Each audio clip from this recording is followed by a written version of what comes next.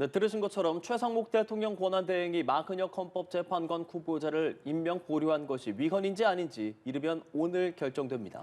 헌법재판소의 구인 체제 완성 여부에 큰 영향을 미칠 판단이어서 관심이 집중되는데요. 국회로 가보겠습니다. 이다윤 기자, 오늘 여야 정치권 분위기 어떻습니까? 네, 오늘 오후로 예정된 헌법재판소의 선고를 앞두고 정치권의 관심이 집중되고 있습니다.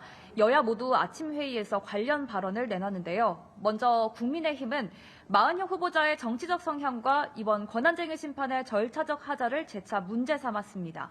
권영세 비상대책위원장은 마흔혁 후보자는 미국이 광주 시민을 학살했다고 주장한 인민노련 활동을 하는 등 극단적 이념 편향을 보인 인물이라고 주장했습니다. 이어 국회 의결을 거치지 않은 국회 명의의 권한쟁의 심판 청구 자체가 법과 판례에 맞지 않는다고 지적했습니다. 마흔혁 후보자를 임명해야 한다고 촉구해온 더불어민주당, 오늘도 최상목 권한대행을 압박하고 나섰습니다. 박찬대 원내대표는 헌법 취지에 비춰볼 때 위헌 결정을 내릴 가능성이 매우 높다고 내다봤는데요. 그러면서 헌법재판소의 결정에도 마흔혁 후보자를 즉시 임명하지 않는다면 내란 공범이라는 결정적 확증이라며 이 경우 최대행 탄핵안을 추진할 수 있다고 경고했습니다. 헌재 결정을 앞두고 여야가 민감하게 반응하는 건 위헌 판단이 나올 경우 헌재가 9명 체제를 완성하는 근거가 마련되기 때문인데요. 마 후보자를 포함한 9명 체제가 갖춰질 경우 윤석열 대통령 탄핵 가능성이 더 높아질 것이라는 관측이 우세합니다.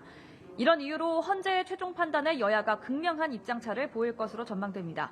최상목 대행이 헌법재판소 판단에 어떻게 대응할지가 관건인데요. 최 대행은 헌재 선고를 기다리며 신중한 태도를 유지하고 있습니다. 정부 관계자는 일단 헌재 선고문을 보기 전까지는 어떤 것도 예단할 수 없다며 정해진 방침은 없다고 선을 그었습니다. 최 대행은 곧바로 마 후보자 임명 여부를 결정하기보단 법무부와 법제처 등이 헌재 선고문을 검토한 의견을 듣고 국무위원들과도 추가 논의를 나눈 뒤 결론을 내릴 것으로 전망됩니다. 네, 원내 상황도 알아보겠습니다. 오늘부터 2월 임시국회가 시작되는데요. 어떤 사안이 주요 쟁점인가요? 네, 먼저 반도체 특별법 통과 문제가 주요 현안으로 떠올라 있습니다. 국민의힘은 연구 인력의 주 52시간 근무 예외를 특별법에 적용하자는 입장입니다. 권성동 원내대표는 오전 회의에서 이재명 대표가 AI와 반도체의 중요성을 인식하고 있는지 의심스럽다며 이런 내용의 반도체 특별법 통과를 촉구했습니다. 더불어민주당은 반도체 특별법에 대한 당내 의견을 모으는 작업에 들어갔는데요. 오전 10시 반부터 이재명 대표의 주재로 진행되는 당 정책토론회에선 주 52시간 근무 예외 조항을 놓고 찬반 논의가 이루어지고 있습니다. 노동계의 반발이 작지 않지만 중도층 공략에 나선 이재명 대표가 전향적으로 재개 요구를 받아들일 것이라는 관측도 제기되고 있습니다. 추가 경정예산 편성 문제도 쟁점 중 하나인데요.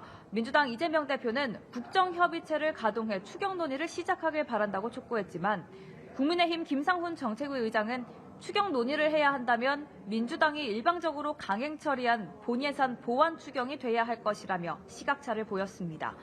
이와 별도로 이재명 대표는 트럼프 미국 행정부의 공격적인 관세 조치로 촉발된 글로벌 통상 전쟁에 대응하기 위한 국회 통상특별위원회를 만들자고 제안했습니다. 지금까지 국회에서 전해드렸습니다.